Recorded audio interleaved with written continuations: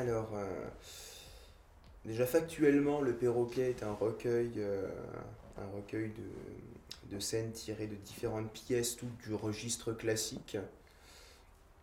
On a du Marivaux, du Tchekhov, du Molière, entre autres.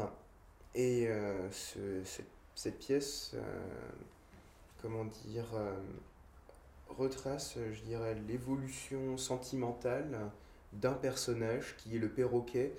Et on jongle constamment entre ce que le perroquet vit, l'histoire qu'il vit avec une personne, une histoire assez sombre vu qu'il s'agit d'un viol, et en parallèle, la vision qu'il se fait des choses, le délire dans lequel il est complètement, et ces deux parts de sa vie, la réalité et la vision, l'imaginaire, occupent la même place, la même importance dans la mise en scène. Déjà, je me sens plutôt à l'aise dans le fait de jongler entre différents textes, vu que je n'ai connu que ça dans mon éducation théâtrale, dans ce que j'ai pu faire auparavant. Et donc, ça ne me dérange vraiment pas, je suis plutôt habitué à cet exercice.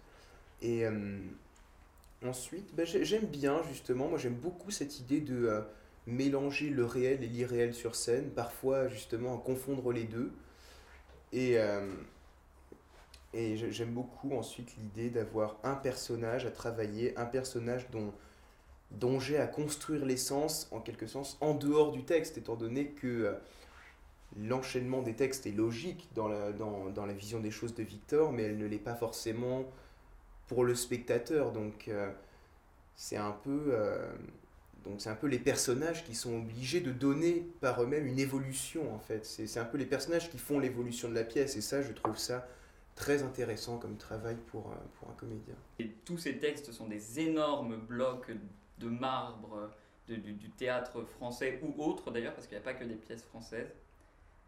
C'est que des textes extrêmement connus que, entre guillemets, toute personne en art du spectacle se doit d'avoir lu, pour la majorité d'entre eux en tout cas. Et la chose qui crée de l'humanité là-dedans et qui les lie, c'est les personnages, c'est leurs sentiments.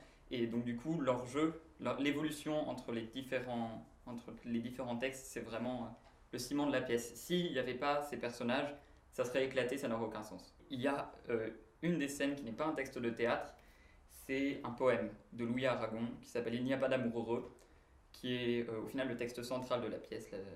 La pièce se fait grosso modo en deux actes, on peut parler de deux actes, et au milieu il y a ce poème de Louis Aragon que j'ai mis là exprès pour qu'on ait du théâtre, un poème et à nouveau du théâtre.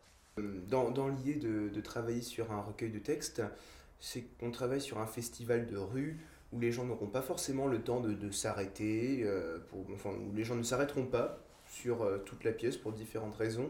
C'est pour ça que je trouve assez pertinent de travailler sur des ensembles de textes. Les gens peuvent s'arrêter, voir. Ça se trouve, ils ne sauront même pas qu'ils voient un extrait qui n'a rien à voir avec celui qu'il y avait avant ou celui qu'il y aura après, mais du coup, je trouve ça assez adapté de travailler sur un recueil de textes pour un projet qui se jouera dans la rue.